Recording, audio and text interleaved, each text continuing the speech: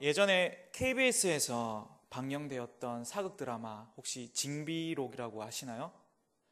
네, 징비록 이런 분 다 한 번씩 보셨나요? 그 징비록의 역사적 배경이 언제인가요? 아무도 안 보셨어요? 네, 네, 징비록이라는 드라마를 보면요, 임진왜란 때 이야기가 이제 드라마로 방영이 되었습니다. 그 드라마를 보면 선조라는 왕이 나오더라고요. 임진왜란이 일어나서 나라 전체가 왜군에 의해서 위기에 빠졌을 때 선조는 명나라를 의지하고 자신의 왕궁을 떠나 백성을 버리고 피신하는 장면을 제가 그 드라마를 통해서 보게 되었습니다. 그 드라마를 보면서 백성을 버리고 도망가는 왕, 그 무능한 왕을 보면서 제가 화가 치밀어 올랐던 기억이 있습니다.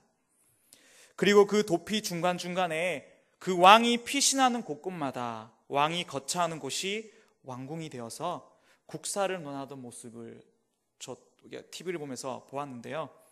저는 그러한 장면을 보면서 정말 무릎을 탁 치면서 깨달았던 것이 있습니다. 그것이 무엇이냐면, 왕궁이라는 것이 웅장하다고 해서, 웅대하다고 해서, 화려하다고 해서, 최고로 아름답다고 해서 그곳을 왕궁이라고 말하는 것이 아니라 왕이 거처하는 곳, 다시 말해 왕이 초갓집에 있으면 그곳이 왕궁이 되고, 왕이 아무리 천하고 냄새나는 거지촌에 있다 할지라도 그곳에 왕이 있으면 그것이 뭐가 될까요?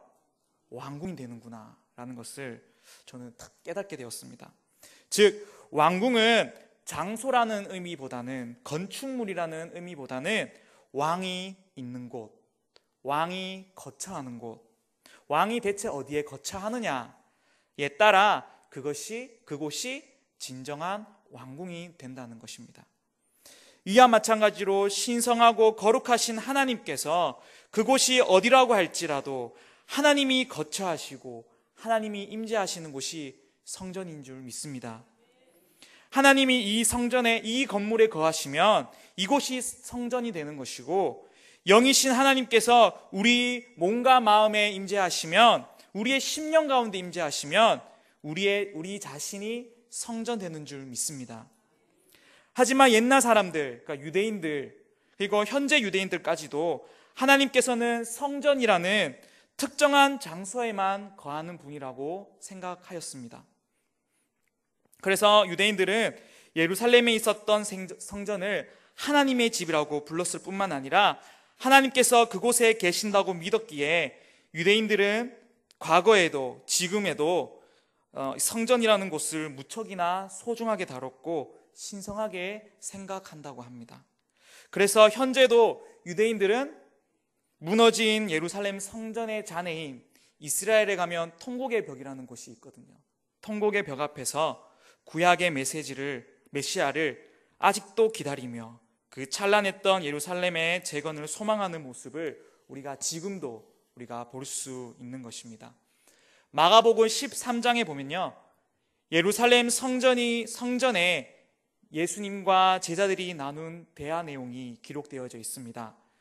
복음서에 기록된 당시의 성전은 솔로몬의 성전도 무너지고 스룹밥의 성전도 무너졌지만, 당시 헤롯이 유대인들의 환심을 사기 위해서 가장 먼저 했던 작업이 바로 예루살렘 성전을 대대적으로 보수하는 작업이었습니다. 그래서 예루살렘의 성전은 모든 면에서 걸쳐 예전에 비해 더욱 화려해지고 그리고 더욱더 웅장해졌습니다. 가히 성전이 이스라엘의 전체이고 이스라엘의 심장이고 이스라엘 민족의 자존심의 성전이 되어버린 것입니다. 이스라엘 병방 갈릴리 출신 제자들의 눈에 비친 예루살렘 성전이 어떻겠습니까? 그야말로 감동이었을 겁니다. 제가 중학교 때인가 고등학교 때 처음으로 수학여행으로 서울로 한번 올라가 봤는데 전 63빌딩 보고 깜짝 놀랐습니다.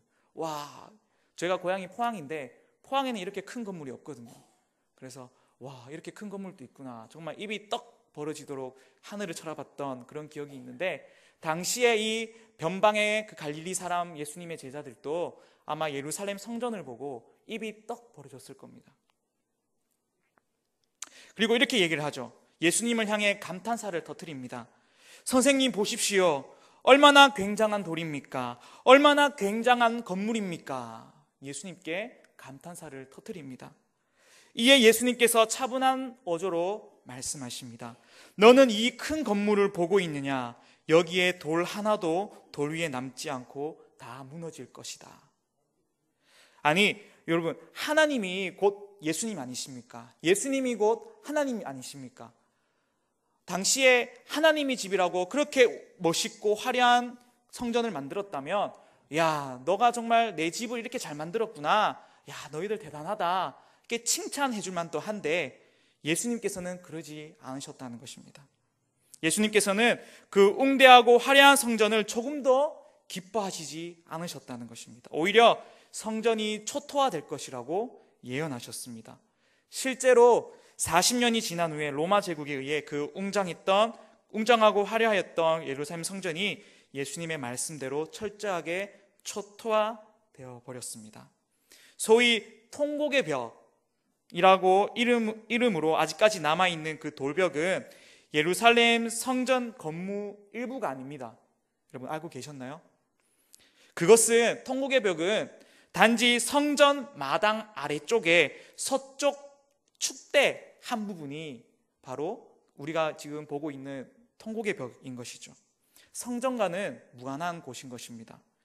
현재 성전이 있었던 그 자리에는 지금 무엇이 있냐면, 이슬람 교도들이 생명처럼 소중하게 여기는 이슬람교 황금사원이 지금 그곳에 서 있는 것이죠. 자, 유대인들이 말하는 것처럼 하나님께서 장소뿐인 성전에 거하는 것이라면, 우리는 지금 예배 드리기 위해서 어디로 가야 됩니까?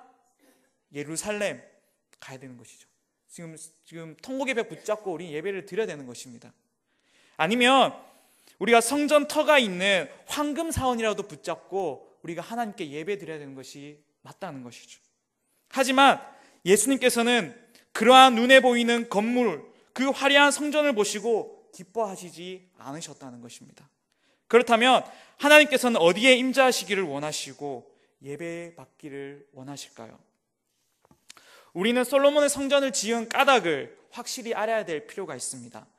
예루살렘 성전에 짓기 전에 이스라엘 백성들은 성막을 메고 다녔습니다. 그래서 어느 곳이든 머무는 곳에 성막을 세우고 그곳에서 하나님께 제사를 드렸습니다. 하나님께서 이스라엘 백성들과 함께 동행하시며 너희들이 어디서 무엇을 하든 어디에 가든지 너와 함께 하시겠다는 것을 의미하고 있는 것이죠. 그럼에도 솔로몬이 건축물인 예루살렘 성전을 지은 이유가 무엇입니까? 열왕기상 8장 27절에도 나와 있지만, 하나님께서 그곳에 계신다는 오해로 인함이 아니라 성전이란 특정한 공간에서 이루어지는 하나님과의 교제를 통해 이스라엘 백성들이 성적 밖 일상생활에서도 현존자이신 하나님과 동행하기를 바랬기 때문에 솔로몬은 성전을 지었다는 것입니다. 하지만 이러한 의미에도 불구하고 이스라엘 백성들에게 예루살렘 성전 자체가 이미 우상이 되어버린 것입니다. 세월 경과와 더불어 그들은 건축의 동기를 망각하고 무소부재하신 하나님을 예루살렘 성전 안에 가두어 버리고 그 넓고 넓은 천지 가운데 하나님께서 성전 안에만 계시는 것으로 단정해 버린 것이죠. 요한복음 4장에 보면 예수님께서 사마리아 여인과 대화하는 장면이 나옵니다. 여러분, 사마리아 여인이라고 하면 유대인과 같은 이스라엘 백성이지만 이민족의 피를 가지고 있던 혼혈 민족이었기 때문에 유대인들은 사마리아인들을 차별하고 무시하고 함께 예배드리지 않았습니다. 그래서 유대인들은 남쪽에 있는 예루살렘 성전에서 하나님께 제사를 드렸고요, 사마리아인은 북쪽에 있는 그리심산에서 성전을 짓고 하나님께 제사를 드렸습니다. 사마리아 여인이 예수님께 묻습니다. 주님, 그리심산에서 드리는 제사가 진짜입니까? 아니면 예루살렘 성전에서 드리는 제사가 진짜입니까? 어느 곳에 드리는 예배가 하나님께서 받으시고 두 장소 중에 대체 하나님께서는 어디에 계신 것입니까? 이렇게 예수님께 묻는 것이죠. 당시의 모든 이스라엘 백성들이 그랬듯이 이 사마리아 여인도 역시나 하나님께서는 특정한 장소에 국한에 계신 분이라고 오해하고 있는 것입니다. 그때 예수님께서 명료하게 말씀하십니다. 이 그리신 산도 아니고 예루살렘 성전도 아니라 예배자의 중심이 신령과 진정으로 하나님께 향해 있다면 그가 어디에 있든 하나님께서 그와 함께 하시고 바로 그곳이 곧 하나님의 성전이며 그곳에서 드리는 예배가 진정한 예배라 라고 말씀하셨습니다. 이 말씀은 한마디로 말해서 무엇입니까? 하나님께서는 특정한 장소에 계시지 않는다는 것이죠. 창세기에 보면 여러분들 너무나도 잘 알고 있는 야곱을 알고 계실 겁니다. 야곱이 형 에서에게 이제 거짓말을 하고 이제 광야로 라반의 집으로 피난하는 그 장면 가운데 그 얼마나 불안감과 그리고 자신에 대한 처지가 얼마나 처량했을까요? 그래서 그 광야 가운데 정말 눈물 흘리면서 정말 그렇게 길을 갔을 것입니다. 야곱이 그곳에서 그 광야 속에서 피곤에 지쳐 돌베개를 베고 자던 중에 그곳에서 하나님을 만나게 되고 야곱은 잠에서 깨어나자마자 이렇게 고백하였죠. 여호와께서 과연 여기 계시거늘 내가 알지 못하였도다 라고 외쳤습니다.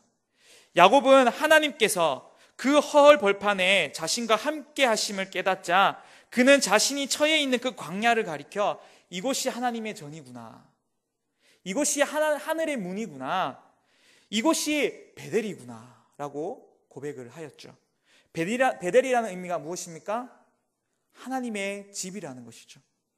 거기에는 어떠한 건축물이 없었습니다. 그곳에는 문이나 강대상이나 그러한 것들이 없었습니다. 그러나 그곳에 하나님이 계셨기에 그 벌판은 아름다운 하나님의 전이고 하나님의 나라로 들어가는 문이라고 야곱이 고백하였던 것이죠. 이처럼 진정한 성전이란 특정한 장소가 아니라 자신의 중심에 우리의 마음속에 하나님을 모시고 있는가 문제임을 하나님께서는 창세기 때부터 우리에게 말씀으로 분명하게 이야기를 하고 있는 것입니다.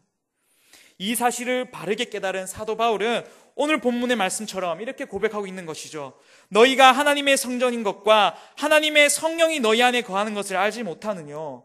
누구든지 하나님의 성전을 더럽히면 하나님이 그 사람을 멸하시리라. 하나님의 성전은 거룩하니 너희도 거룩하라.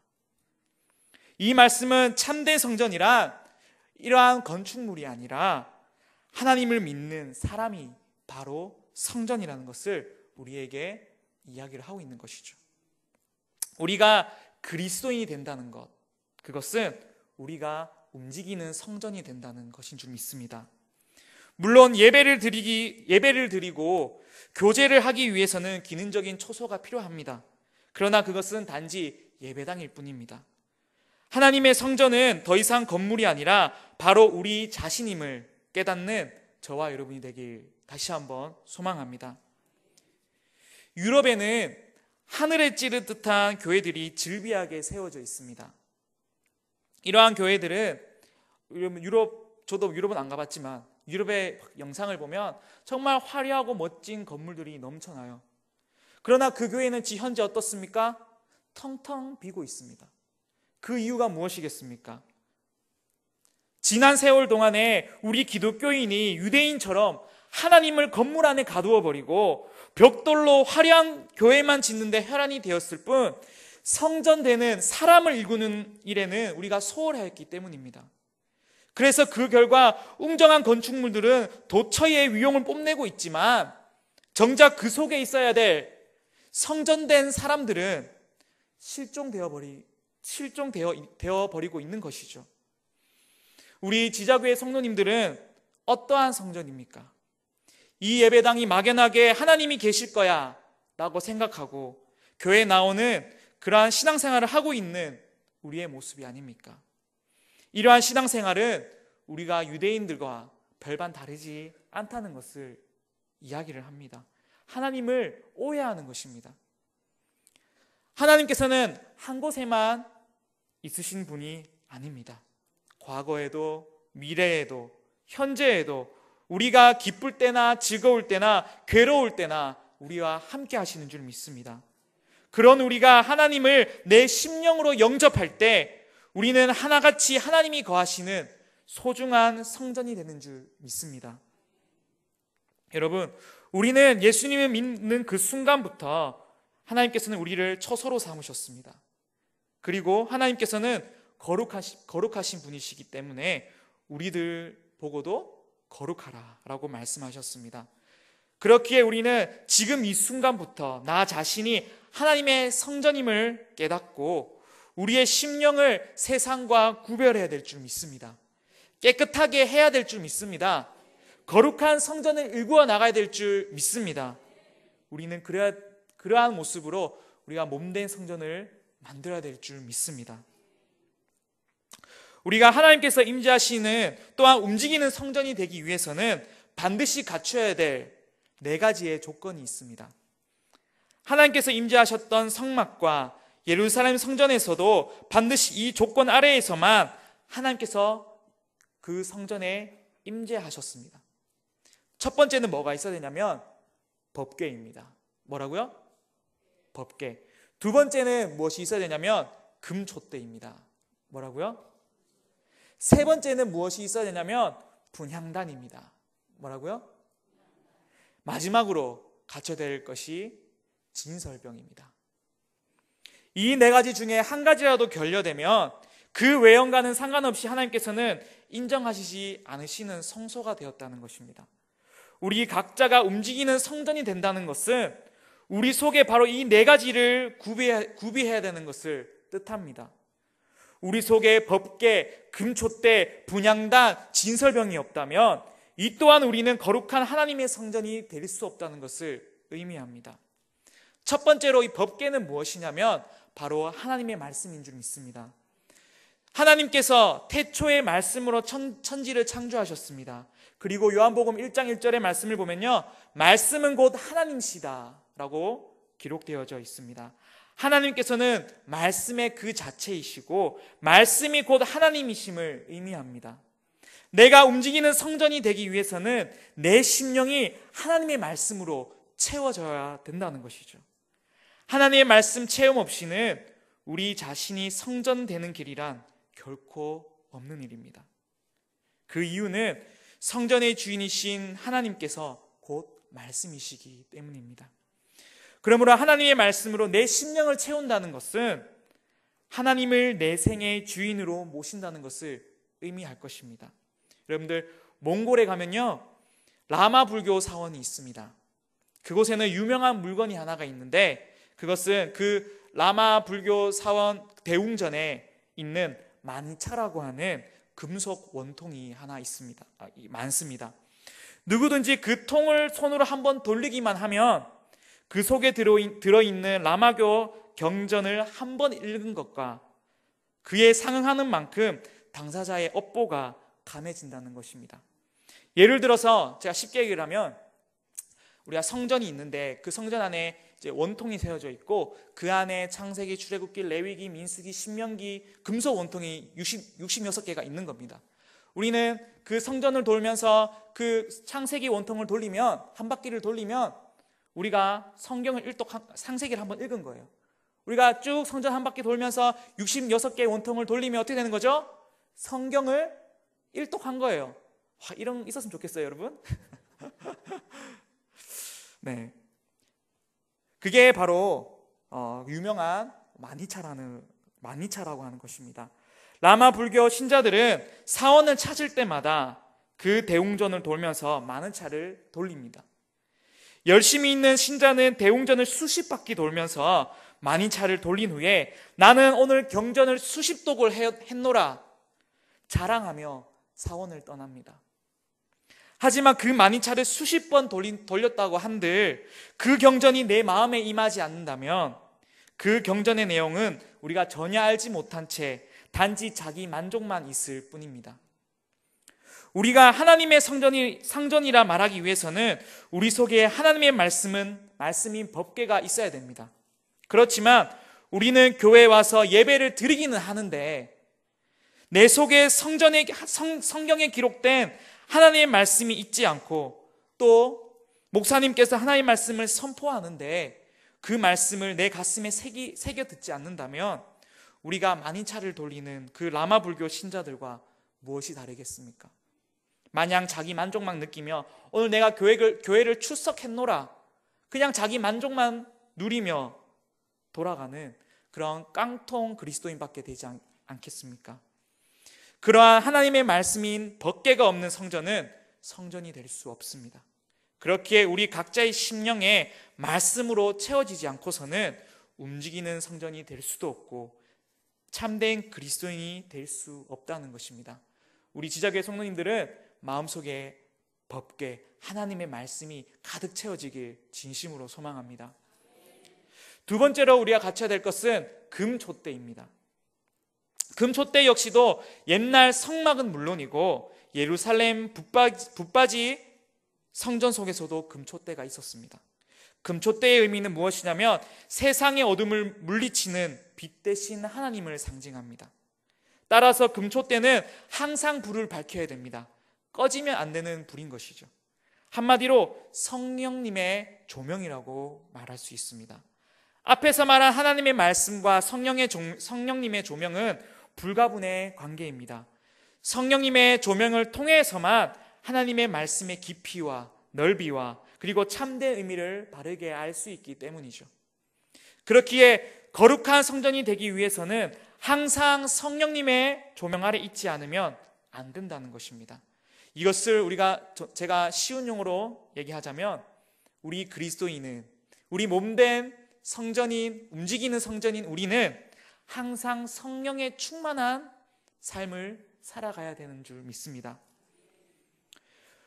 예수님께서 요한복음 14장에서부터 20장 22절까지 성령에 대해서 설명하시면서 마지막을 이렇게 마무리하셨습니다. 저희를 향하사 숨을 내쉬며 가라사대 성령을 받으라. 예수님께서 성령님에 관한 마지막 결론으로 제자들에게 성령 받으라 말씀하시면서 숨을 내뿜으셨습니다. 이것은 성령님의 조명 아래 거한다는 것, 우리가 성령 충만함으로 살아간다는 것은 바로 우리가 주님과 함께 주님의 호흡처럼 항상 날마다 끊임없이 우리가 성령님과 함께 동행하며 살아가야 된다는 것이죠. 그렇게 성전 속의 금촉대가 항상 밝게 빛나고 있듯이 우리 자신 속에 성전인 그 금촉대이신 성령님이 항상 날마다 언제나 끊임없이 우리 호흡과 같이 우리 속에서 충만하게 있어야 우리가 거룩한 성전이 된다는 것입니다. 내가 악한 감정이 북받쳐 올 때도 있습니다. 내 분노가 용암처럼 솟구쳐 올 때도 있습니다. 그러나 내 안에 성령님이 충만하고 나 안에 성령님이 내 호흡과 같이 함께 할 때에 참된 그리스도인은 그 속에서 아무리 내 상황이 어렵다고 할지라도 분노에 차오른다 할지라도 그 속에서 하나님의 뜻과 계획을 이해할 수 있다는 것이죠. 세 번째로 제사장들은 성전 속에서 분향단에서 항상 향을 피워 올렸습니다. 요한계시록 5장 8절의 말씀을 보면 분향은 기도를 의미합니다. 즉 우리가 드리는 기도가 하나님께서 흠양하시는 향이 된다는 것입니다. 선전속 분향단은 피어오르는 향은 우리가 조금 전 제가 말씀드렸던 것처럼 금초대처럼 항상 성전을 밝혔던 것처럼 항상 피어오르게 했어야 했습니다. 이것을 무엇을 의미를 하겠습니까? 성전된 우리 자신이 하나님께 드리는 기도를 날마다 언제나 끊임없이 해야 된다는 것입니다. 무슨 일이 있든지 어떤 일을 만나든지 기쁜 일이든 슬픈 일이든 하나님께 항상 기도하는 자세가 되어야 된다는 것이죠. 기도를 통해서 하나님의 말씀 가운데 나를 붙들어 매고 그리고 성령님이 말씀하시는 그 음성에 나를 붙들어 맬 때 우리는 참된 성전이 되는 줄 믿습니다. 성도님들은 심령의 분향단의 향을 항상 피어오르게 하고 계신가요? 이미 향이 끊어진 상태는 아닌가요? 거룩한 성전은 분향단의 향이 멈추면 그 성전의 역할은 할 수 없습니다. 데살로니가 5장 17절의 말씀처럼 쉬지 말고 기도하라 라고 하는 그 말씀처럼 날마다 하나님께 향기로운 향연을 올려드리는 우리 지저교회 성도님이 될 줄 믿습니다. 마지막으로 진설병이 있습니다. 진설병이란 하나님께 바치기 위한 성전 안에 진설대를 위해 올려둔 떡을 의미합니다. 이 진설병은 연중 매주 안식일마다 새 것으로 갈았으며 묵은 떡은 성소 안에 제사장만 먹을 수 있었다고 합니다. 이 진설병의 크기는 레위기 24장 5절의 말씀을 보면 진설병의 개수는 12개요 진설병의 하나의 크기는 10분의 2에바라고 기록되어져 있습니다. 제가 이거를 네이버 여기 이제 바꾸는 걸 알아보니까 10분의 2에바는 24대인데 24대를 리터로 바꾸면 4리터가 된다고 합니다. 그리고 진설병 12개를 만들려면 그러면 총 48리터의 밀가루로 떡을 만들고 또 만들어진 떡을 쌓아 놓으면 얼마나 그 크기가 거대하고 크겠습니까? 우리가 움직이는 거룩한 성전이 되기 위해 우리 마음속에 진설병을 구비해야 되는데 진설병은 무엇이냐면 타인을 위한, 이웃을 위한 그 정도의 넉넉한 마음, 사랑하고 용서하고 그러한 마음, 그것을 의미합니다. 우리와 이질적인 사람, 전혀 수준이 맞지 않는 사람, 우리 주위의 가장 작은 자를 위한 넉넉한 공간을 우리 마음속에 지닐 때 우리는 비로소 하나님께서 기뻐하시는 성전이 될 수 있다는 것입니다. 즉 마음이 합한 사람과는 말할 것도 없고 다른 사람들과 더불어 살아가는 능력, 진설병은 그것이 진설병을 가진 사람인 줄 믿습니다.